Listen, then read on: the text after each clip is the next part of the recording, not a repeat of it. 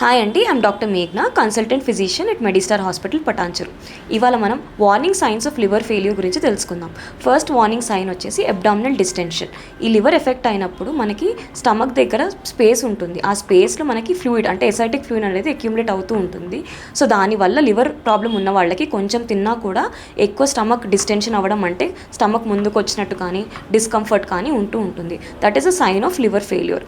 Next symptom వచ్చేసి మెన్లో breast enlargement అంటే gynaecomastia. Gynaecomastia is also sign of liver failure. Next వచ్చేసి మన బాడీలో అమోనియా ఉంటుంది. ఆ అమోనియా అనేది ఒక టాక్సిక్ సబ్స్టెన్స్.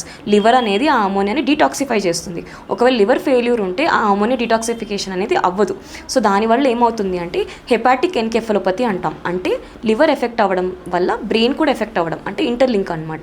సో దాంట్లో ఏమవుద్ది అంటే మనకి ఆల్టర్డ్ స్లీప్ వేక్ సైకిల్ అంటాము. అంటే యూజువల్గా మార్నింగ్ టైంలో నిద్ర ఎక్కువ రావడం ఆర్ లేట్ నైట్ నిద్ర పట్టకపోవడం అనేది అట్లా స్టార్ట్ అవుతుంది. That is stage 1 of hepatic encephalopathy. దాని తర్వాత ఇంకేం అవ్వచ్చు అంటే ట్రెమర్స్ రావడం, అంటే చేతులు కాళ్ళు వణికినట్టు అనిపించడం కానీ, లేదా last stage of hepatic encephalopathy is coma. So అంతవరకు వెళ్లకుండా మనం ముందే కొన్ని వార్నింగ్ సైన్స్ అనేవి ఉంటాయి. అవన్నీ గమనించుకుంటూ ఉంటే మనం లాస్ట్కి హెపాటిక్ ఎన్కెఫలోపతికి పోకుండా ప్రివెంట్ చేయొచ్చు. Thank you. మీకు మంచి ఆరోగ్యం కోసం ఎల్లప్పుడూ తోడుగా మెడిస్టార్ హాస్పిటల్స్.